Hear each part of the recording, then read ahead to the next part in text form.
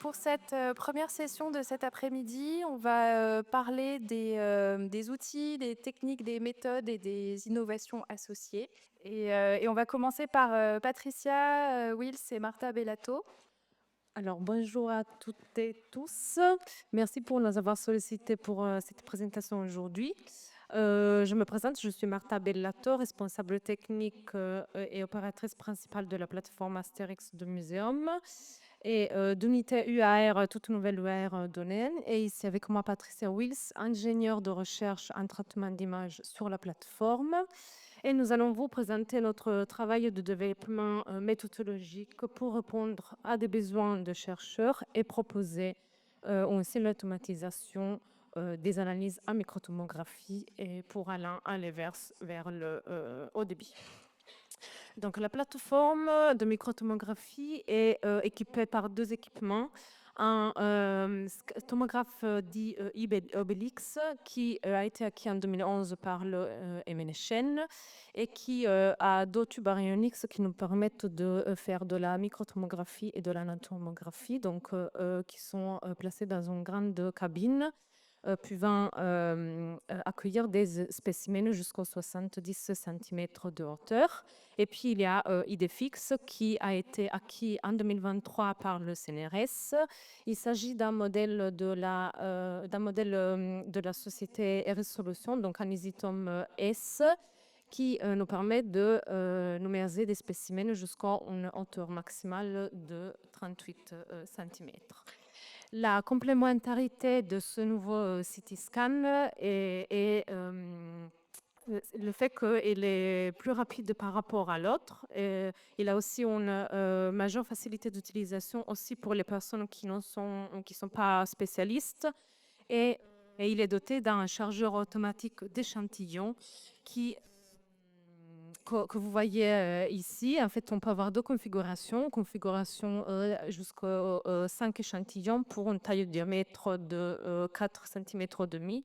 Et en configuration, hop là, je me suis trompée, en configuration à 3 échantillons pour des échantillons plus grands.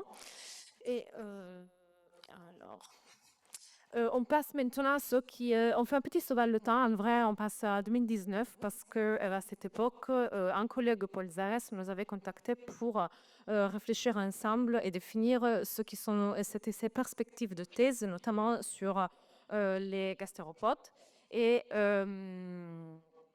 sur comment pouvoir numériser un grand nombre de coquillages tout en ayant une taille de voxel suffisante pour pouvoir étudier les enroulements et les ornements. Et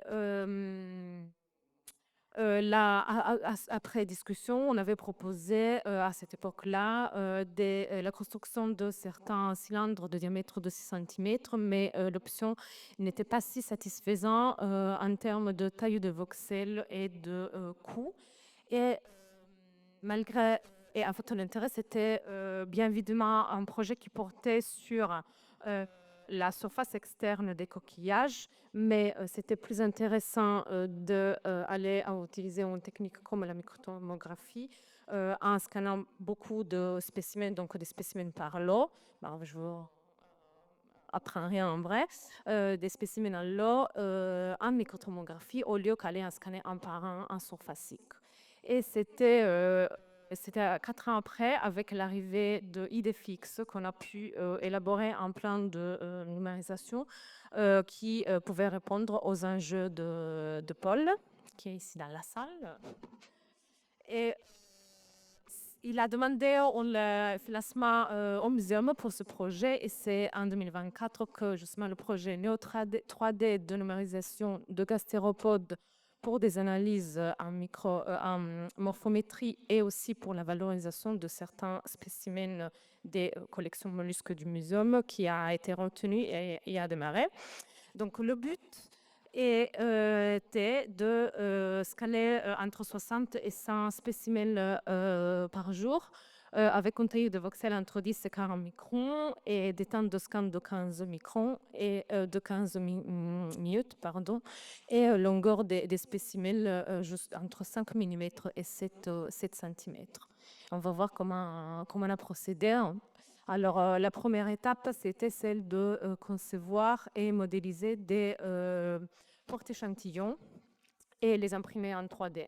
Donc, nos porteurs, ils sont formés par 3 éléments. Donc, on a une base qui a une hauteur fixée à 8 cm et qui est adaptée à notre équipement. Donc, on peut la visser sur la platine tournante.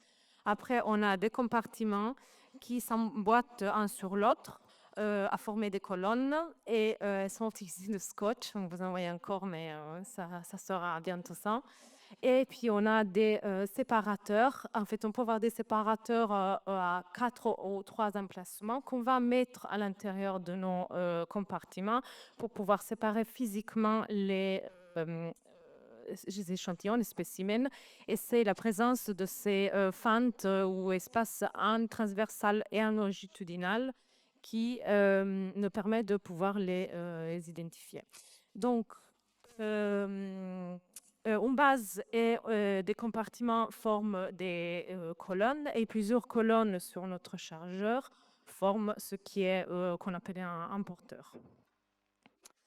Et ici, juste rapidement, la configuration qu'on peut dire un peu plus standard. Donc, on a des colonnes qui sont placées au centre de la cabine et on a toujours notre base de 8 cm sur lesquelles on peut emboîter jusqu'aux 30 cm d'auteur et placer nos spécimens. Ici, alors, le tableau il résume ce qui est la hauteur, le nombre maximal de compartiments qu'on peut emboîter sur un chargeur. Donc, on a fabriqué 4 séries de porteurs pour les besoins de projets Neo 3D. Et par exemple, pour le dernier cas, le cas en gris, donc des compartiments ayant un diamètre de 1,5 cm, on peut aller emboîter jusqu'aux 5 étages. Et pour des spécimens qui font au maximum 1 cm de longueur.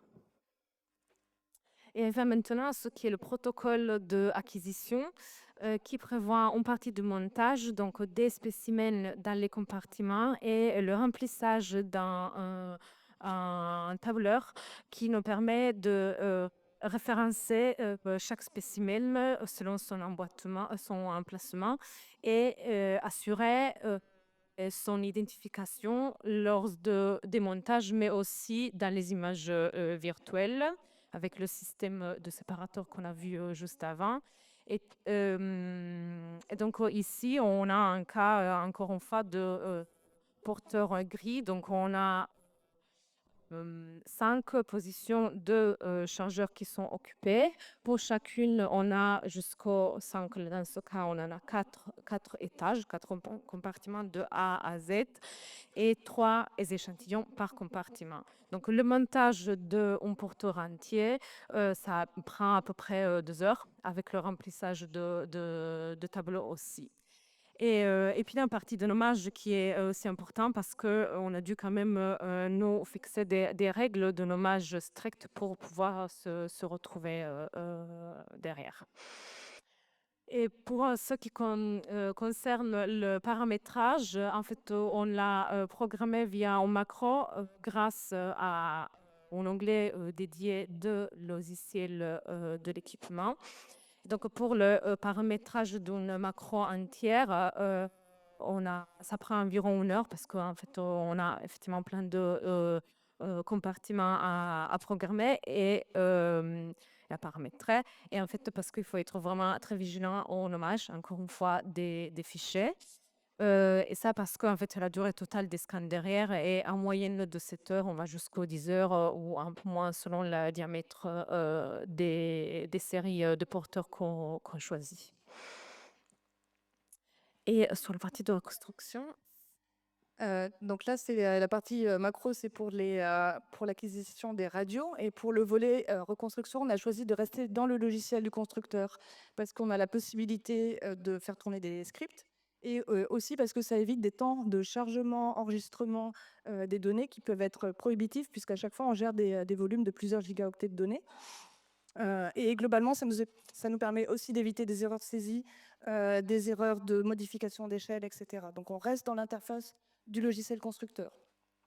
La première étape va être de faire des petites boîtes englobantes pour séparer chacun des spécimens. Et on va utiliser ici la vue de dessus de notre séparateur, puisqu'on a des indications 1, 2, 3, 4 qui nous permettent de référencer par rapport à ce qu'on a rempli dans le tableau. Donc chaque spécimen est identifié à ce moment-là de la manip. Et hop. Et ensuite, on va procéder donc à un seuillage, à nouveau dans le logiciel.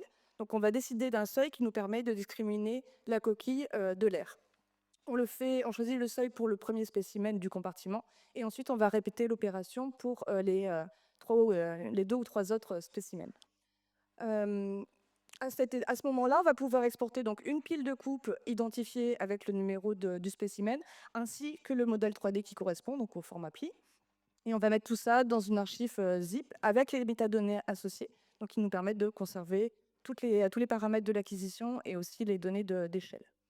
Donc en ce moment, on est à peu près à 10 minutes par compartiment, ce qui veut dire que pour un porteur d'échantillons complet, jusqu'à 60 échantillons, on est dans des temps de 2h30. Il y a des marges de progression.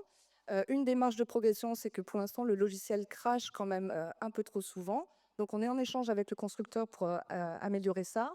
On a fait aussi des propositions auprès du constructeur, donc à voir avec eux, pour que les interfaces pour sélectionner les boîtes englobantes soient un petit peu plus intuitives.